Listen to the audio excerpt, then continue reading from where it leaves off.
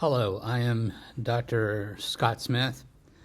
I am a research consultant with a grant project through the Louisiana Highway Safety Commission and likewise in cooperation with the University of Louisiana at Lafayette.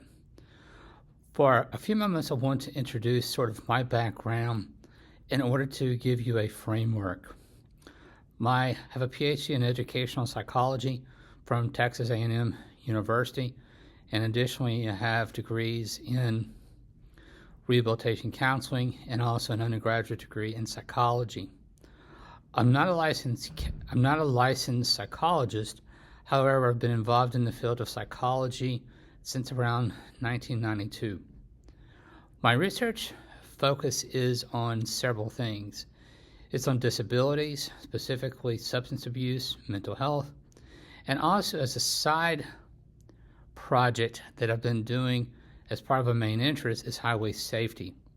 And so with my experience, I'm able to combine my background in educational psychology, my knowledge and expertise in substance abuse, and likewise my interest in traffic safety in order to look towards human factors and how they relate to traffic safety in globo or in general.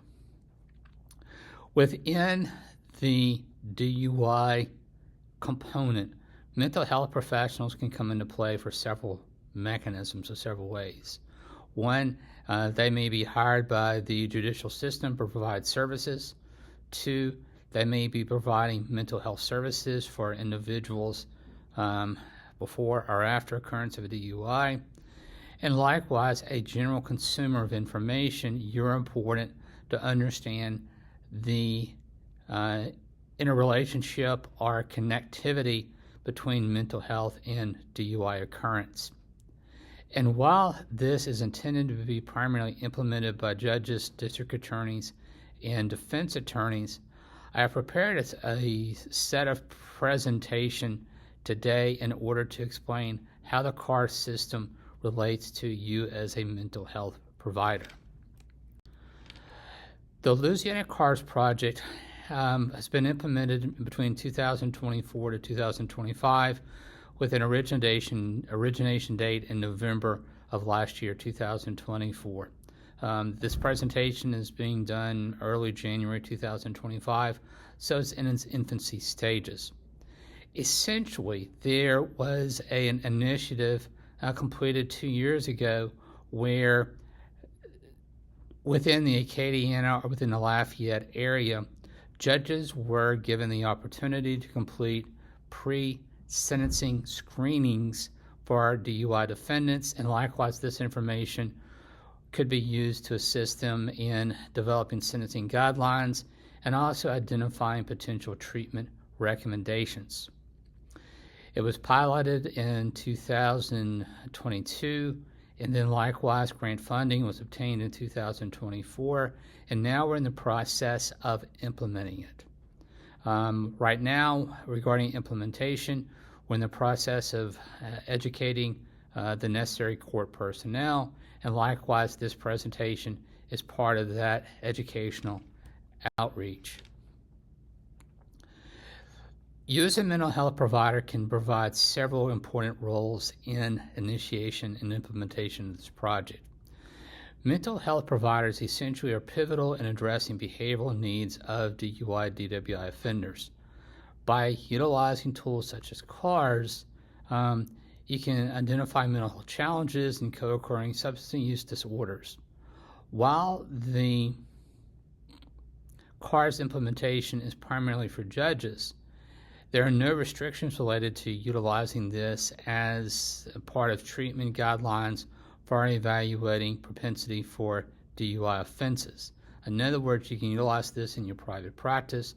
There's no cost, and hopefully what you can do is utilize the screening and likewise use this perhaps as the therapeutic tool.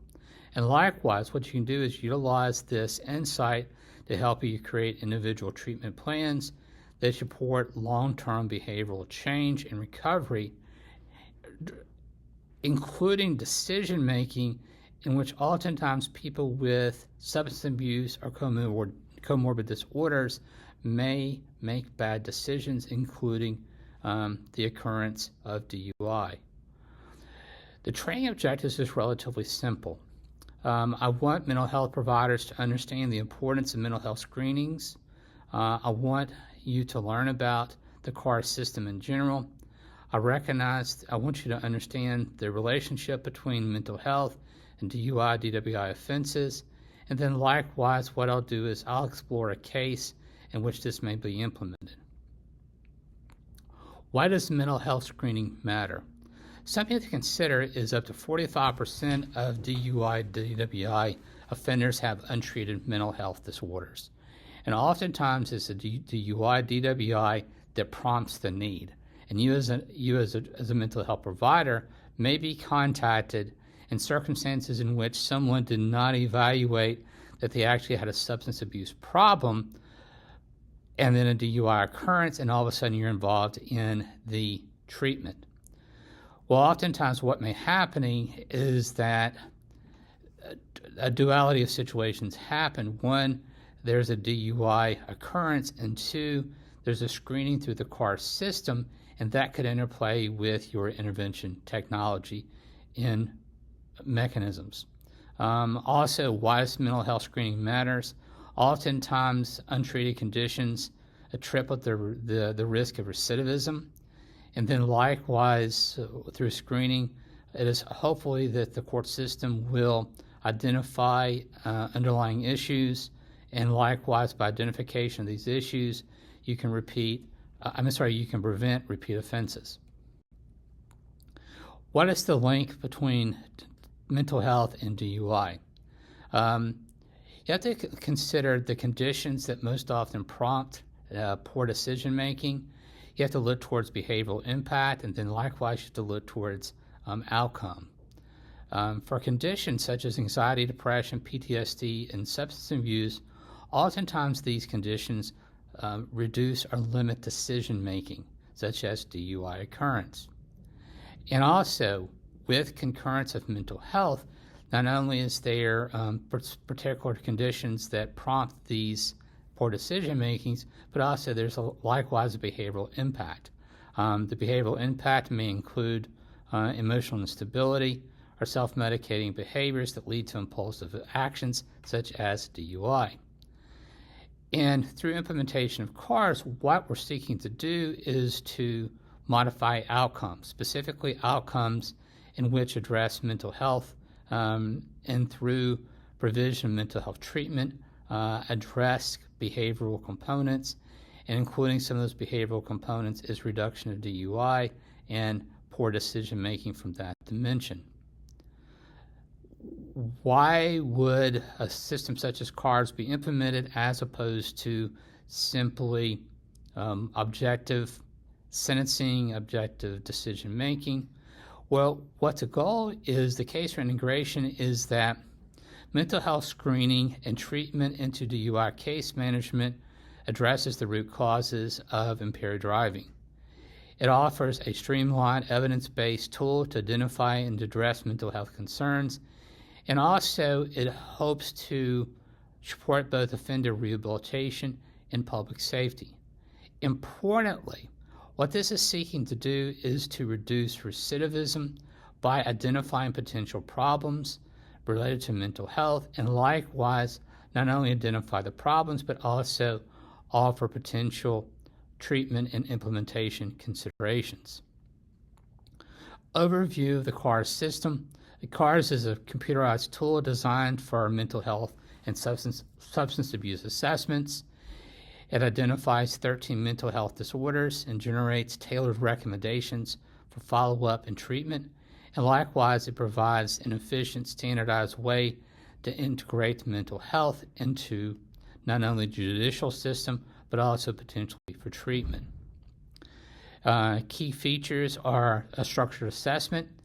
It offers immediate generation of a report, in contrast to assessments, which may take several hours, which may require extensive testing, which may not be available immediately.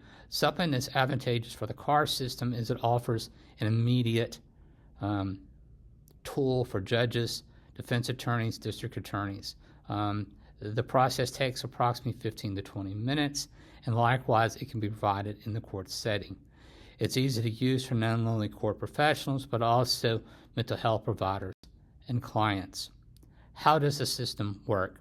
Basically, the offender completes the assessment, the results are analyzed and offered into a detailed report, and then likewise, that report is provided to a judge and to other court personnel in order to assist with those judicial processes. As a provider, what are some of the advantages for you? One thing it does is provides a savings of time. It provides a tool for you to initiate. Something I do want to emphasize is this represents a screening. It does not represent an assessment, nor does it represent necessarily clinical testing, but rather it offers initial information to guide the judicial system and also you as a pending mental health treatment provider. It identifies accuracy, identifying mental health needs.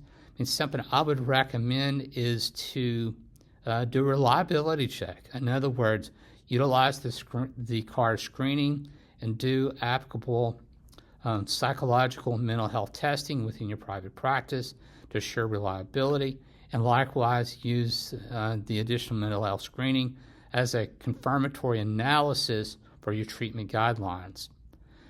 Something that's important to recognize is the CARD screening has satisfactory reliability and validity to assure that there's accurate identification or measures to direct not only sentencing but also later treatment components.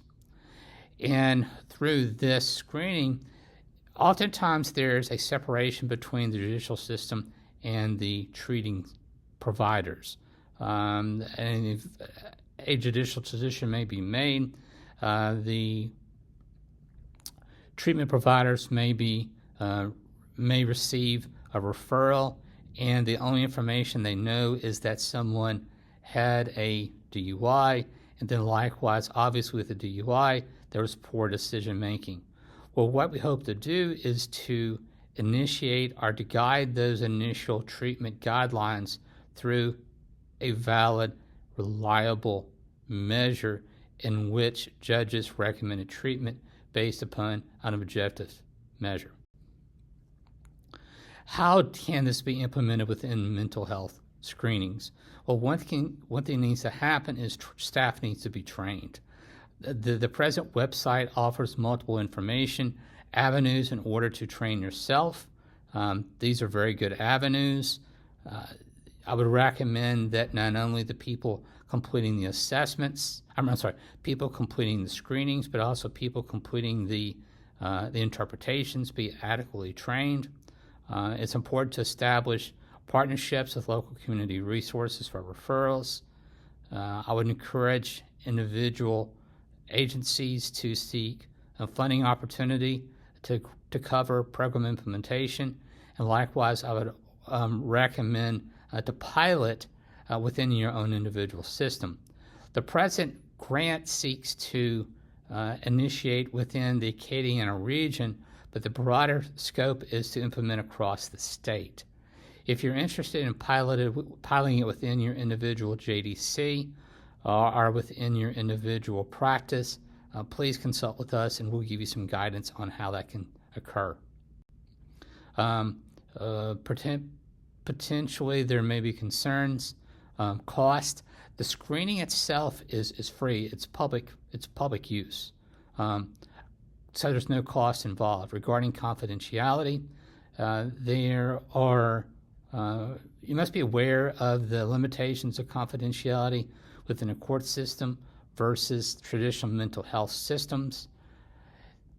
Judges can share information, and likewise within mental health, there may be a requirement to provide information to the court system to assure compliance with sentencing, and this occurs on an individual basis. How long does the screening take? The screening itself takes only about 10, 12, 15 minutes, 20 minutes on the outside, and this is completed within the court system, or perhaps this could be completed prior to even court in a particular circumstance or with pre-planning. Let me give you a situation. Let's just have a situation of Emil Landry, a 32-year-old, faced 3 DUI offenses in 5 years. His recent offense led to court intervention, particularly loss of driving privileges and substantial fees. Emil struggled with untreated anxiety and depression, compounded by job loss. He developed an alcohol dependency coping mechanism, which worsened mental health and impaired his judgment, likewise resulting in a DUI offense. He was referred to CARS for pre-screening. The assessment, or rather the screening, revealed severe anxiety, moderate depression, alcohol dependency.